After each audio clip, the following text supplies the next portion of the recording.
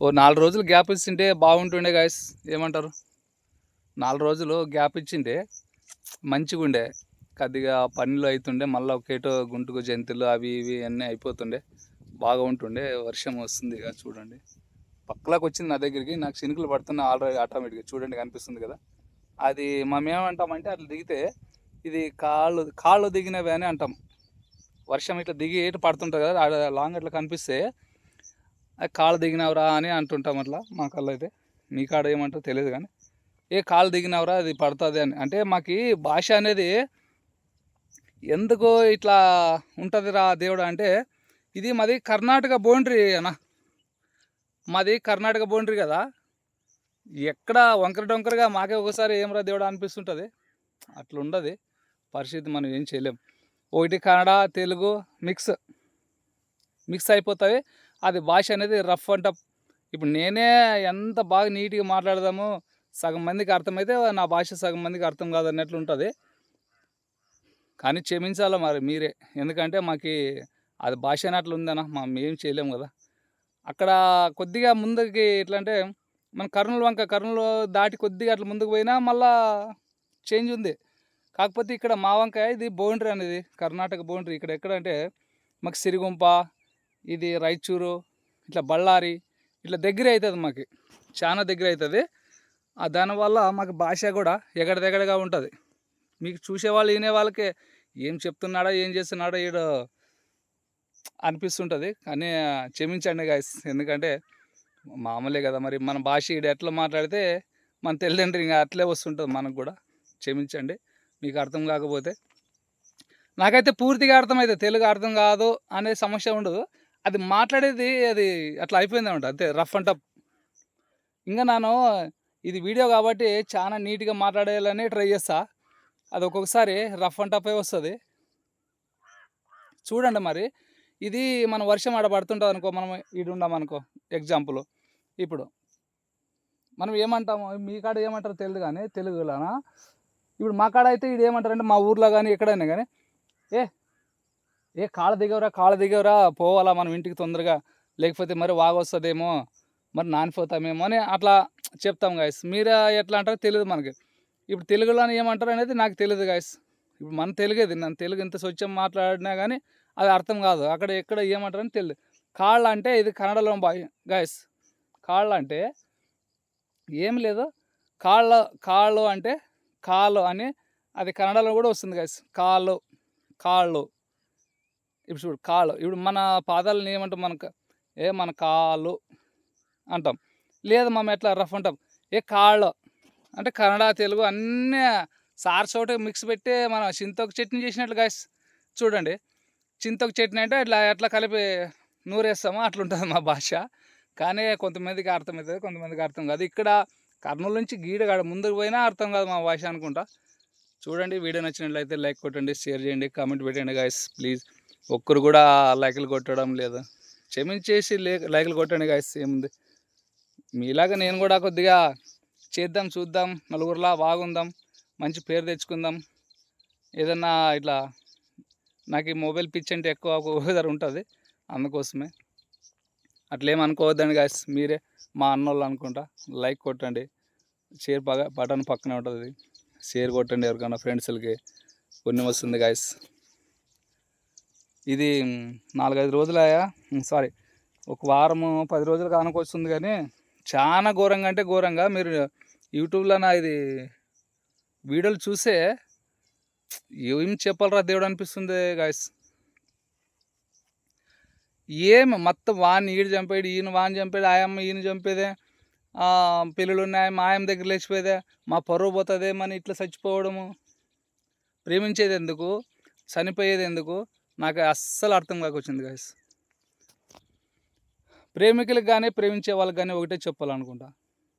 అది ఏమంటే అన్న, ఫస్ట్ మన బ్యాక్గ్రౌండ్ చూసుకోండి. బ్యాక్గ్రౌండ్ అంటే ఏంది, మనకి మన పుట్టగతులు మనం చూసుకోండి. మన తల్లిదండ్రులు ఎలా ఉంటారు, ఎంత బాగుండ్రి, మన అన్నదమ్ములు అక్క చెల్లెండ్లు ఎంత బాగుండ్రి, మనం ఎందుకు పెద్ద అయినాక ఇట్లా ఆలోచన ఎందుకు వస్తున్నది మనకు అనేది మనం ఒకసారి ఊహించుకోండి గాయస్. అది ఎందుకు వస్తుందంటే అది ఒకటి ఉండదు, కామ తురాణ నా భయం నా లజ్జ అంట. అట్లా అన్నీ మనకి దేవుడు పెట్టినాడు, అవి ఉండాల. అవి లేకపోతే అది ఇంకా లజ్జ లేకపోతే మనం బతికిన దాంట్లో వేస్ట్ అనిపిస్తుంటుంది ఒక్కోసారి. కావున మీరు దయచేసి వెనక్కి కూడా మన బ్యాక్గ్రౌండ్ చూసుకునాల. మనకు అక్క ఉంది, తమ్ముడు ఉంది, పాప ఉన్నాడు, చూడాలా మనం ఏం చేస్తే సరిపోతుంది అనేది చదువుకునే పిల్లలకు కానీ పెద్దవాళ్ళకి కానీ ఎవరికైనా చెప్దాం అనుకుంటా. చూడండి గైస్, ఊకే వేస్ట్గా పోయి ఆ అబ్బాయి ఆ అన్నకేమో మ్యారేజ్ అయిపోయింది, పిల్లలు ఉన్నారు. ఆ అమ్మాయికేమో పిల్లలు కాలేదు, మ్యారేజ్ కాలేదు. ఆ అబ్బాయి దగ్గర లేచిపోయింది. ఇద్దరు అనుకున్నారు తర్వాత, అరే మనం ఇద్దరు ఇట్లా లేచి వచ్చినాము, మరి నా పిల్లలకి అయితే ఏమని, నా భార్యకి అయితే ఏమని అతని ఊహించుకున్నాడు. అరే నేను ఇట్లా సంబంధం అన్నీ తీసుకొని వచ్చిన, మరి నా పరిస్థితి ఏమి ఇప్పుడు ఊరికి పోతే నాకు కూడా పరువు చాలా ఇబ్బంది అవుతుందని ఆ అమ్మాయి కూడా ఇద్దరు కలిసి ఆత్మహత్య చేసుకున్నారు మొన్న. అట్లా ప్రేమించేది ఎందుకు, చేసుకునేది ఎందుకు? అవును, ఆ అన్నకి మ్యారేజ్ అయ్యింది, మనం అస్సలు టచ్ చేయకూడదు, మాట్లాడు అన్న చెల్లెళ్ళ మాదిరి ఉండండి. కానీ ఇప్పుడు ఆ అబ్బాయి చూసి తొందరగా ఎట్రాక్ అయికేసి వలలో పడిపోయి ఆ అమ్మాయి జీవితం నాశనం అయిపోయింది. ఆ అన్న పోతే పోని, కాకపోతే ఆ పిల్లలు చిన్న పిల్లల్ని పుట్టించినాడు. ఇప్పుడు ఆ పిల్లలకి తండ్రి లేడు. ఆ అమ్మాయి అయిపోయి ఇంకా ఆ పిల్లల పరిస్థితి, ఆమె తెచ్చేదే 200-100 రూపాయలు ఏమైస్తుంది చెప్పండి గాయస్? ఎంత సాగుతుంది? ఆ పిల్లల్ని ఎంత చదివిస్తుంది? మన ఇండియా దీనికోసం వెనకబడేది అనుకుంటా. ఏమి జమ లేకున్న వాళ్ళు కూడా చాలా మంది ఉన్నారు నాకు తెలిసి అయితే. అరే ఊకునే ప్రేమ అంటారేమో, ఊకునే లవ్ అంటారేమో, ఊకునే చచ్చిపోయారేమో. చచ్చేది ఎందుకు, చేసేది ఎందుకు? ఫస్ట్నే ఆయన్ని చూసామనుకో, మనకి ఇప్పుడు ఓ లేడీస్ ఉంది, ఆయనని చూసినాం, ఎట్రాక ఉన్నాడు మనిషిని చూసి తొందరగా మోసం పోయి లవ్ చేసుకుందామంటే మనకి పోయేది లాస్ట్కి జీవితము సత్యనాశనం అయిపోతుంది. కావున మీరు అతి తొందరగా ఫాస్ట్గా నిర్ణయం తీసుకోవద్దండి. చూడండి అతని బ్యాక్గ్రౌండ్ ఏంటి, అతను నన్ను సాగగలడా, చూడగలడా, అతని మ్యారేజ్ అయిందా లేదా, అతని ఏ ఊరు ఎక్కడ. ప్రేమకి కులాలు మతాలు ఏం లేవులే, కానీ కాకపోతే మనలోన ఎట్లుంటుందంటే మనం నరమనుషులు కాబట్టి కామన్ ఇదంతా ప్రేమ అనేది. కాకపోతే కొద్దిగా ఒకసారి ఊహించుకొని తెలుసుకోండి. ఇంత పెద్ద అయినాము మనము, మన తల్లిదండ్రి సాకి పెద్ద చేసినారు, మా అన్న నన్ను ఎంత ప్రేమిస్తుండే, అరే నా చెల్లిరా గర్వంగా చదువుకుంటుందిరా, వాని అమ్మ మా పాప అంటే ఇదిరా అని ఎంత సంతోషం పడుతుంటాడు. నువ్వు బడికి పోయేటప్పుడు నీకు సైకిల్ తెచ్చిద్దాం, మా చెల్లెల్ని ఏదన్నా మంచి ఇంటికి ఇద్దాం, మంచి చదివిద్దాం, ఆ పాప వాటికి వాళ్ళ ఇంటికి పోయినా కూడా ఏదో మంచి చిన్న ఉద్యోగం చేసుకొని బతికితే చాలరా మా చెల్లెలి అనే వాళ్ళ అన్నోళ్ళు కానీ అమ్మ కానీ ఎంత ఆలోచన చేస్తుంటారు గాయస్. అతి తొందరగా మీరు వాళ్ళ వలలోకి పడి ఎటరాకు అయ్యి తొందరగా పాడైపోతే మీ జీవితం పోతుంది. కానీ వాళ్ళు అన్ని రోజుల నుంచి పెంచి పెద్ద చేసి వాళ్ళకి నరకం అనుభవించి మీరు వెళ్ళిపోతున్నారు. కావున వీడియో చూసి దయచేసి మీకు పుణ్యం వస్తుంది. అలాంటి పని అస్సలు చేసుకోవద్దండి, పోవద్దండి, అట్లా విషయాలకి అస్సలు పోవద్దండి. బాగా చదువుకోండి, మస్తు ఉండండి.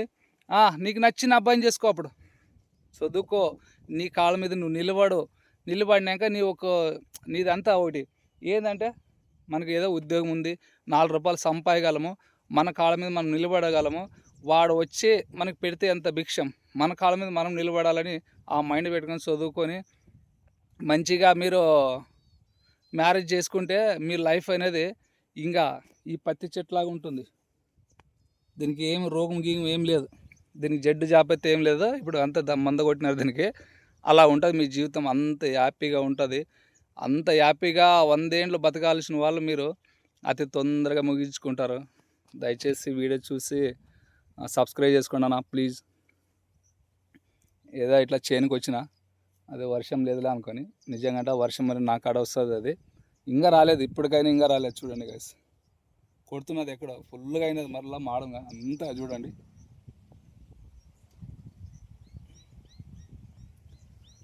వస్తున్నది గాయస్, వచ్చిందిగా, దగ్గరికి వచ్చింది, పోదాం చెట్టు దగ్గరికి. అతి తొందరగా అలా చేసుకోవద్దండి గాయస్. ఎవరికైనా చెప్పేది ఒకటే, ప్రేమ దోమ అని కాసి ఊకే మీ జీవితాన్ని సర్వనాశనం చేసుకోవద్దండి గాయస్. తల్లిదండ్రులు చూసి మ్యారేజ్ చేసుకోండి,